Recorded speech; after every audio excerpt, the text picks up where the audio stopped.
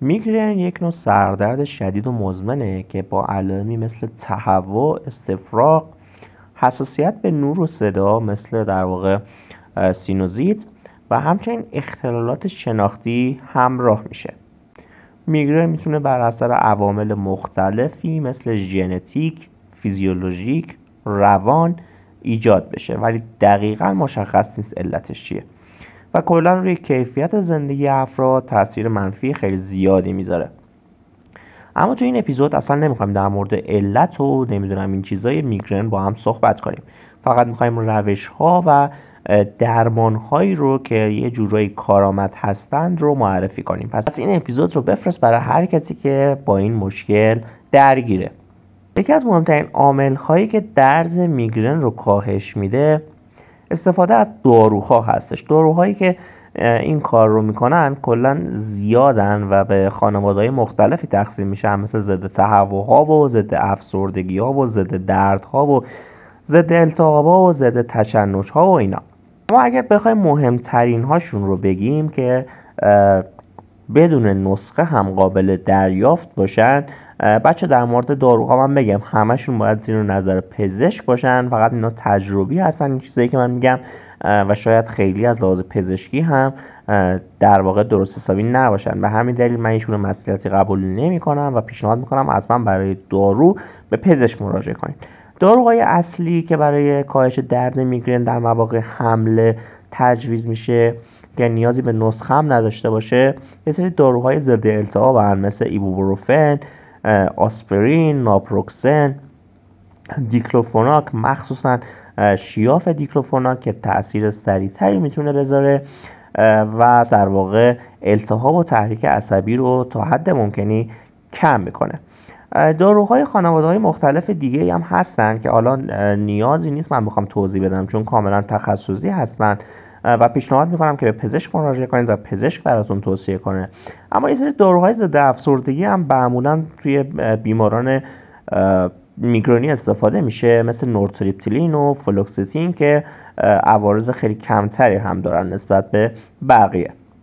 اما از دارو که بگذریم، یکی از مهمترین عواملی که باعث کاهش حملات میگرنی میشه و حملاتش رو دیرتر میکنه یا شاید اصلا کلا باعث بشه که شما حمله میگرنی نداشته باشید، خواب کافیه. بچه‌ها معمولا کسایی که میگرن دارن میدونن که چقدر خواب روی میگرن موثره و چقدر اگر بدخواب باشید یا بیخواب باشید میگرنتون عود میکنه.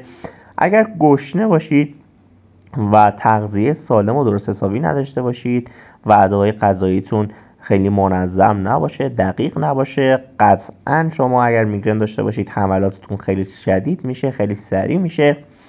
ورزش میتونه کلا خیلی بهتون کمک کنه. پیاده روی حداقل ورزشیه که باید توی برنامه‌تون به عنوان پیاده روی قرار بدید و یه سری راهایی که حالا جنبه شاید فکر کنید در واقع نصیحت طور داشته باشه ولی بچه واقعا اینطوری نیست و تاثیر خیلی زیادی داره، مثل مدیریت استرس که میتونه خیلی بهتون کمک کنه. همچنین اجتناب از یه سری محرک‌های میگرنی مثل غذاهای چرب، شکلات، پنیر، الکل، سیگار و حتی نور زیاد میتونه خیلی بهتون کمک کنه.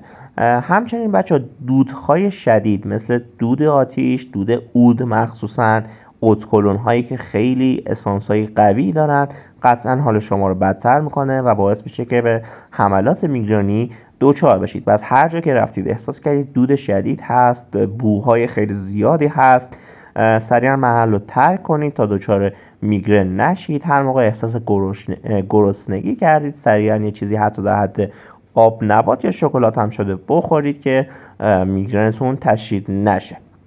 مورد بعدی استفاده از روش‌های طب سنتی و گیاهیه که شخصا من خودم تاثیرش رو دیدم که خیلی میتونه بهتون کمک کنه در میگرن. یکی مصرف آب انگوره. بچه‌ها آب انگور دارم میگم و منظورم در واقع الکل نیست دوستان. مصرف زنجبیل، گوشت بوقلمون و یه سری دمنوش‌های گیاهی خیلی میتونه بهتون کمک کنه و همچنین بو کردن گیاه استقدوس. بچه‌ها گیاه استقدوس و گیاه میخک اگر حالا از دوستان کسی باشه که سن بالا باشه یادشه که پدر بزرگا و مادر بزرگای ما معمولا حتی به عنوان خوشبو کننده همیشه گردنشون داشتن، گیاه استخوان‌دوست و گیاه میخک ها که استخوان‌دوست و میخک جفتشون بو کردنشون برای کمک به درمان و جلوگیری از حملات میگرنی خیلی میتونه کمکتون کنه که پیشنهاد میکنم حتما امتحان کنید.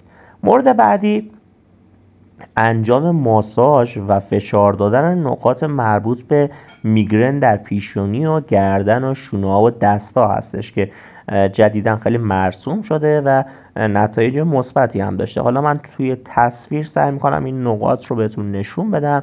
شما در مواقعی که احساس میکنید، چون بچه‌هایی که میگرن دارن خودشون قبلش حس میکنن که ممکنه دچار حمله میگرنی بشن تا چند ساعت دیگه، قبل از اون یا حتی موقعی که حمله بهتون دست داد میتونید با ماساژ دادن این قسمت ها تا حد زیادی ازش جلوگیری کنید یا حتی به صورت کامل ازش جلوگیری کنید. مورد بعدی که خیلی میتونه بهتون کمک کنه بچه‌ها در درمان یا در واقع کاهش دردهای میگرنی تغییر دما هستش روی پوست. یعنی شما اگر بیایید از کمپرس های گرم و سرد به طور همزمان استفاده کنید خیلی موثره. یعنی مثلا یک طرف صورتتون رو با حوله‌ای که با آب سرد در واقع آغشته شده بذارید روی یه طرف صورتتون و یه طرف صورتتون با حوله آب گرم. این تغییر دما باعث، حالا نمیدونم دلیلش توی مغز دقیقاً چی میتونه باشه، ولی میتونه دردتون رو به تا حد خیلی زیادی کاهش بده.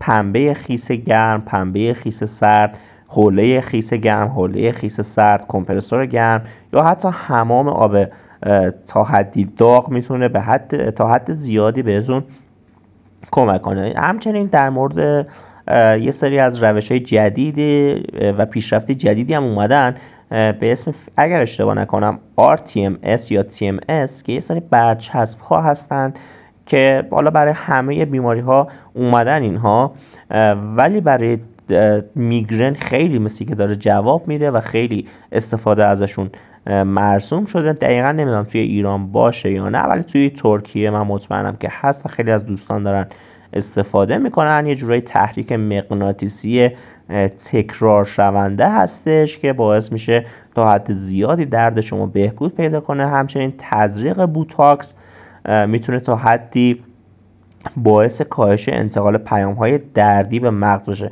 اما این مورد آخر، تزریق بوتاکس، رو من تجربه‌ای ندارم و کسی رو ندیدم که این کار رو بکنه، ولی ظاهراً برای میگرن خیلی جواب میده. در نهایت از شما میخوام که حتما برای تمام درداتون به پزشک و متخصص مراجعه کنید. مرسی که تا آخر این اپیزود همراه من بودید. این اپیزود رو برای هر کسی که فکر میکنید نیاز داره و میگرن داره اذیتش میکنه بفرستید. ممنون میشم کانال رو سابسکرایب کنید. این اپیزود اگه براتون مفید بود لایکش کنید و هر سوالی داشتید برام کامنت کنید.